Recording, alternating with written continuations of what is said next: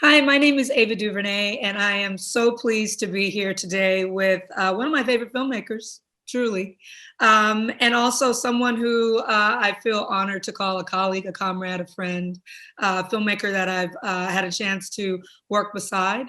I've had a chance to present her work, and I've had a chance to get to know a little bit, but I look forward to more of that as God willing, we have more years to go in front of us. But Garrett Bradley, so happy to be in conversation with you today, sis. Thank you, Ava. I can't tell you how excited I am. We're like several days before Thanksgiving. The year is wrapping up. So much has happened. And I just want to say thank you from the bottom of my heart for taking the time to be here with me, to be in conversation. Thank you. And I hope everyone who's watching is like cozy somewhere with people that they love watching us talk. Yeah, I hope so too. And I think that this conversation is going to be best viewed if you've watched Time, because a lot of what I'm going to be getting into with Garrett is about craft, the way she made it, the way it's going to answer all the questions you'll have after you watch the movie. Right. So after I watched the movie for the first time, I just went to call Garrett and ask her 10,000 questions. And so you'll want to do the same, and you'll be able to watch that here. So go watch the film and then come back to us, so that we don't give anything away. Fair enough? So, Garrett, let's talk about this film. This film has won almost every award that it's been, that's crossed the path of the possibility to win. You are the first Black woman to win the Best Documentary Award at Sundance. I know the feeling of being in that realm, and it really sets that film off on a trajectory of import, of attention, and this film, Time, certainly deserves that, and your work does as well. Not only did you make this film, but you are a Sundance alumna. You had a short called Alone, which also dealt with the prison industrial complex, but the personal side of it. And that's what I want to talk to you about today, because I think my film 13 really gave people insight into the system. What your film does is takes that even further. You can't just watch 13. You have to watch Time to start to understand, scratch the surface of what that system does to people. What it does to people, does to human beings, does to family. And by the time you watch them both, I don't feel you can come away and justify why this system exists in the way it does. So you do a short film called Alone. It goes to Sundance, gets acclaim. While working on Alone, you meet Fox Rich. And Fox Rich is like, yo, I've got all these tapes. I've been logging this. And so the two of you get together. Tell me about your connection with her and the trust and the way that you built trust with Fox. And do you feel like you got to know her more one-on-one or more through the tapes? That's such a good question. Yeah, I mean, I think that so the bond, or I should say, the trust started in the process of making Alone, and I think having Fox being able to see how that film came out into the world, right, and having an opportunity to kind of lightly work together. But the bond, I think, in the way in which we were able to work together, not only just Fox and I, but also with Robert, right? Robert was not physically there, but it was very important that he be involved in understanding the direction of the film, what we were doing even on the day-to-day, and that we also had her son's blessing, right? Everyone needed to be active participants in this. Mm-hmm. And I think from the beginning, like with every documentary that I'm making that is involving people's intimate lives, I always try to start with this question of saying, this isn't about me coming to you all with a thesis.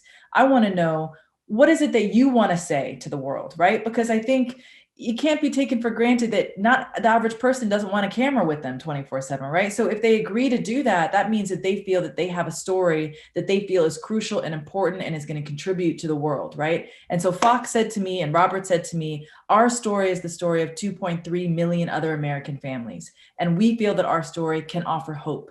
And so I felt like, okay, we were in alignment about that. And I just said, I am going to try to translate that cinematically, what hope looks like. And that's where I think the bond started, Yeah.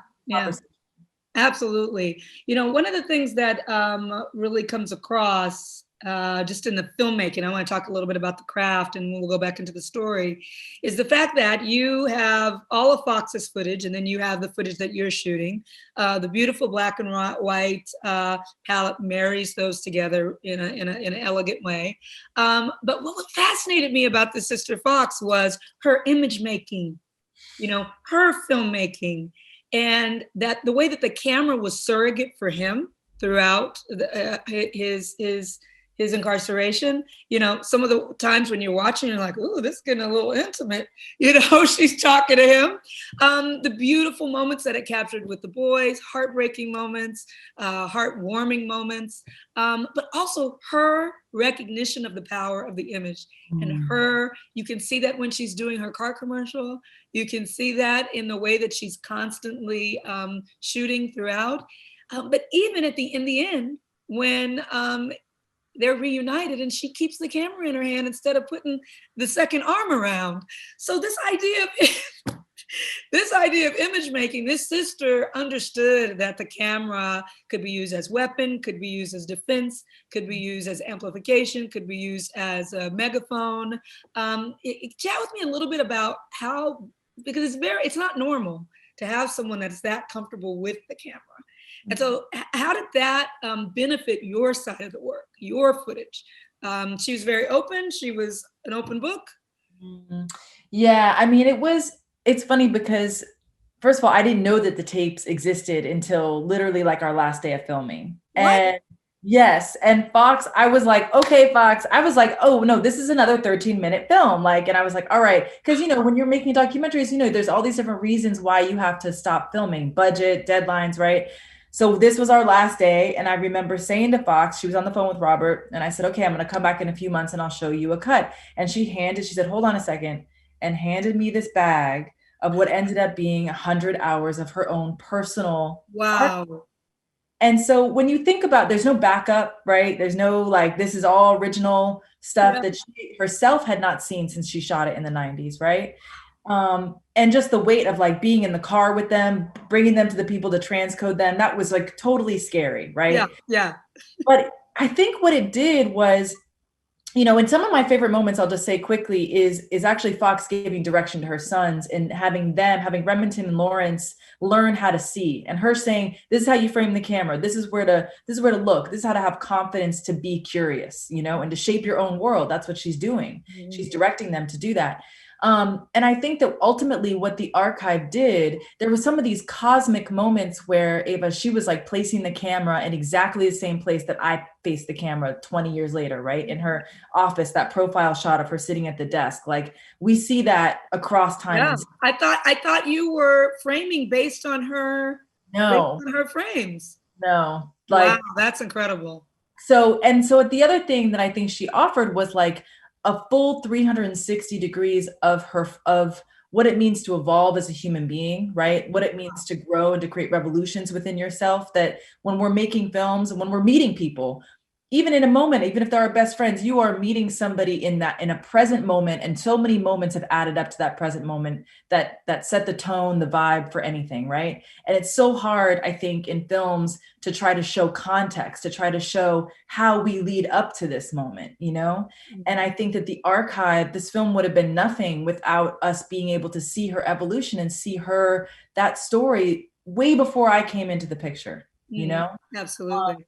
So it's these two things coming together. Yeah. You really see, the flow of time, and you see the harm of absence, which I think is when we talk about incarceration and the destruction that it does to communities, families, generations of people. It's the absence of us, absence of our people from where they should be, that really causes the most harm. And you can see it on this family. Let me ask you a little bit about building character, a little geek filmmaker geek out here. But one of the things that I want people to notice, whether you're a filmmaker or not, is the way in which Garrett is building character through all of these different pieces of footage, that you start to know Fox, you start to know the boy's individual personality, when she's bringing it in, how she's building it, and even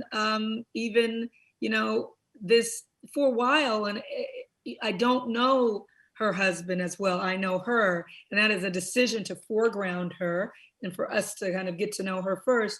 So can you share some of the decisions about the character building within the documentary space? Because just as with a scripted piece, how you introduce character aspects is just as important in documentary. Yes. Yeah, I mean, I think that so part of this whole realization, like the whole Rubik's Cube of the archive, right? Like trying to reconceive and rethink this entire film and how we build character within that. I think it feeds into also this question of sort of authority within the context of documentary filmmaking. Who's in power, who's not in power? I think what's objective, what isn't. I think it was really important for me, I think with all of my films actually, but particularly this one, was to lean into how Fox wanted to present herself to the world, right? That this idea of what's real is only us seeing something no one else is allowed to see. Like that we need to see people cry, we need to see people at their weakest, we need to see them vulnerable in order for it to be real. No, this is about leaning into a family as they want to present themselves and knowing that that's a powerful thing. So there's an exchange of power throughout the whole film, I think, an exchange of control. And so it was important for me to set up the film in a space where, number one, the first like 4 minutes of the film, we are there with Fox in her world as she is directing it, right? And it's also very much about how she is being a mother, right? And how she's directing her sons. But then we also want to go, the next scene we see is her giving direction to, a white man behind a camera, right? And that's my favorite. I'm telling you, that's one of my favorite sequences. You can see him at one point, he kind of looks away like, I mean, go for it. Yeah, and it's beautiful because it creates a template, right? Anyone who can see that hopefully can say, I can do that too, right? Yeah. And so that was important for me to set up some basic parameters of how she moves through the world. It's not about me trying to get behind that in any kind of way, Yeah, that makes sense. The idea of, I think one of the things that's so powerful about the film, as I've been working in prison abolition movements and talking with people about my film, is there's this sense that the only stories that deserve light are the ones where the man or woman is innocent.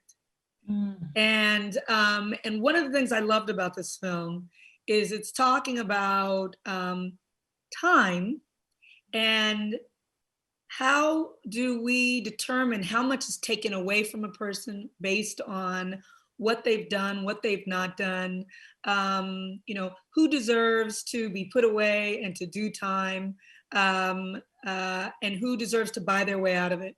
You know what I mean? Who can buy their way out of it? Yeah. And just that idea of really when you hear, I did 15 years, I did 16 years, someone did 30 years or 10 years, what that is day by day and moment by moment lost with the family. That's what this film does so brilliantly. And so I wanted to chat with you a little bit about, did you ever blink or think twice about how to build the case for empathy and humanity that you're building with this when you're dealing with a case where, she says right in there, we robbed a bank. Was that ever anything that you thought about trying to move through, or did you just accept it and run with it? Yeah, thank you for that question. I mean, I think it kind of reinforces for me all the more reason, again, why a film like 13th and Time need to coexist with one another, because I don't think we need to be everything, you know what I mean? In terms of that, like when we make our films, I think that for me, it was important to address this broader critical sickness that is taken over America from the beginning of time, right? But I also felt very much that what brought me to making this film wasn't so much those big issues as it was her and this family and Robert, and leaning into the intimacy and beauty and strength of what I saw in them as individuals, right? And how that was connected to these larger things. And so there were conversations around, just as there was with Alone, well, what exactly did they do? And how do we get into the details of the legal system? And to a certain extent, when I sat down and tried to think about that angle, I found myself to a certain extent trying to explain racism in America, right? And then that made me say, well, but who's my audience? Who am I speaking to? Who do I need to explain racism? Do I need to explain every single element of what's actually happening here? Or do I just trust who I'm speaking with is going to understand what's going on. And for those who don't understand, they can watch 13th and then they can come back to Time if they need to. You know what I mean? But I didn't feel like, I felt like love and unity and holding on to one sense of individuality amidst a system that was intended to break you down. That was what they were resisting so beautifully and so strongly. And that's what I wanted the film to lean into unequivocally. So less about his case and more about, you know, the challenge, the struggle, the triumph of staying together and keeping the bond of love throughout it, while kind of battling the system and trying to exist within the system, how the love thrived. But within that, what I want to point out before I go to the next question is that it is so well done, because I think most people, you know, immediately feel like, well, you did it. So do I have as much sympathy for this as I watch? And the intimacy of the frames that you chose and the frames that you made really bring you right into the heart of the couple, so that it becomes a lot less important what he did and a lot less, you're more laser focused on what it takes to survive the system, regardless of what you did or didn't do. So anyway, that's beautifully done. We don't have much time here, but I just want to talk a little bit about the mother, who I was very connected to as a supporting character in this. And this idea of, for me, she really represents community and the other aspect of family that is impacted by the absence of someone, right? That this isn't just, it is not an intimate endeavor when you incarcerate someone. You incarcerate the people that are closest to them, the people that those people are close to, their communities, a whole generation. It is a whole culture, right? And so she represents that ripple effect as it affects folks that are outside of the core unit. I just wanted you to speak for a couple of minutes about the way that you used her throughout the piece, and what did she represent to you in reinforcing that that kind of judgment layer a little bit on the outside that exists, and I think beautifully done, because you could have chosen to make it all roses, but you do have her in there saying, yeah, shouldn't have done that. Can you talk to me about Mom? Yes, I mean, Miss Peggy, I mean, she is also the rock of the family, and I think that one of the things that was incredibly important in the film was to show, as I think you've just so beautifully said too, that incarceration becomes an inherently intergenerational conversation, that it isn't just about the person who's directly experiencing it. And so Miss Peggy's response to not only what happened, but sort of what she had proposed as a solution when they found themselves up against the system, right? Mm-hmm. Her suggestion was, in my mind, very much a reflection of her generation, and a reflection of where she was coming from and what was going on in the country at her sort of heyday, right? And the way in which Fox contradicted that advice and did it the way she wanted to was also in many ways a reflection of herself and her generation, right? And we actually can take it a step further and say that Freedom and Remington and all of the sons are also addressing the same issue of incarceration and coming up against the system in a way that reflects this current moment, right? So there's these three different kind of versions of how we're addressing the same systemic problem that's happened in the country for hundreds of years. That to me was incredibly powerful. And that even within her dismissing her mother's advice, Miss Peggy was still there. She still raised the boys and held her family down. And that was, I think, an important nuance, that you can still be critical, but coming from a place of love and support. Yeah, absolutely. I want to talk for the people who did not take my advice at the top and who are watching this and they haven't watched the film yet.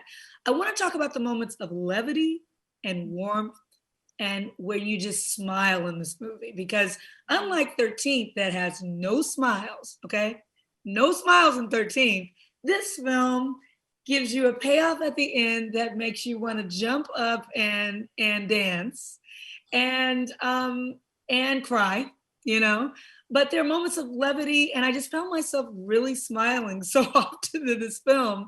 It's the love that's between them that makes you swoon at times.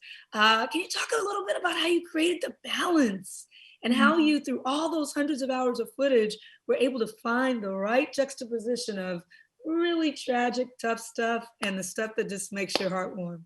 Ava, thank you for that question, because it's so important, and it's the basis of how we even just structurally approached the work. And I think when I was Gabe Rhodes, who cut the film, when he and I were sitting there and talking about that, relative to the archive, I had to go back to that first question. I think with every time I'm in the editing room, I have to go back to that first question I have with the folks that I'm working with, which is, why are we making this film, right? And so for me, it was like, all right, well, I know hope is important. That's critical. That's something that we've agreed upon, as a filmmaking team that includes the family. And so love and unity were the things that, and individuality, these sort of three pillars that I think represent the hope that Fox and the family were talking about, that needed to sort of be, how do you articulate that structurally? And I think that, and this is going to sound very hippy dippy, but love is nonlinear. It has no chronology to it. It surpasses all of that. And so when we were choosing to go in and out of the archive, and we were figuring out how to cut this together, it was important for me that the film move forward and be able to go backwards at the same time. And the only way to do that was if the essence of every single scene and every single image was connected to these three pillars of love and unity and individuality. And I felt like ultimately, then we kind of got lucky that it worked. It really works, sis. It really, really works. Last thing, and I get asked this question a lot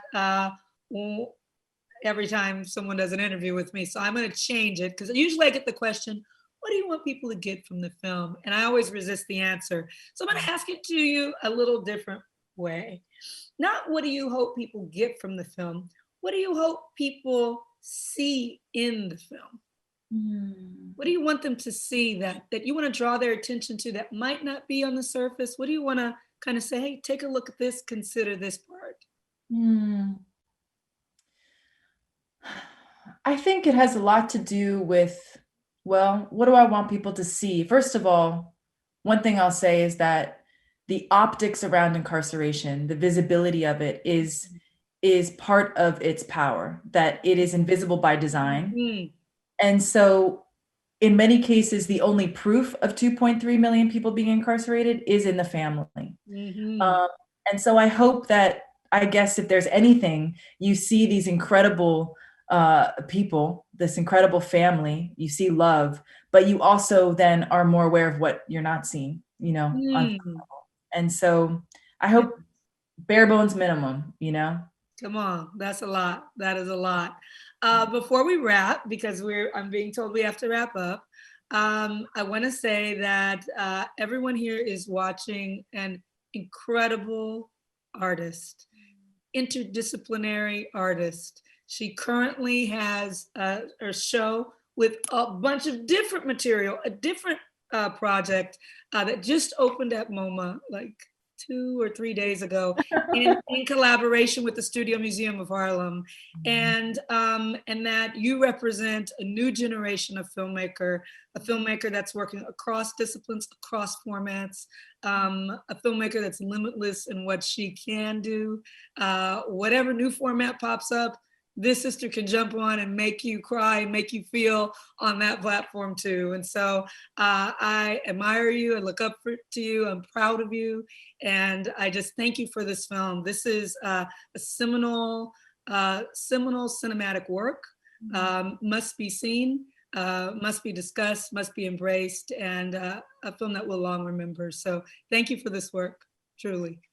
Thank you, Ava. Thank you so much. And I'm just going to say really quickly, it's Thanksgiving, and I just want to say I love you and I appreciate you, and I would not be here without you. And this film, again, it stands on the shoulders not just of 13th, but even just the way in which we are moving through the world. We're getting in front of the paywall this year. This comes from being inspired by how you have moved through your work and reached hundreds of millions of people. Thank you. And thank you, everyone who's watching tonight. I hope you all, again, think about love and stay close to each other. So amen. That's a perfect last word. Thank you to Amazon and everyone who's watching. I hope you talk about time and share time, and happy Thanksgiving. Bye. Look at this. This is what it's like working on a studio.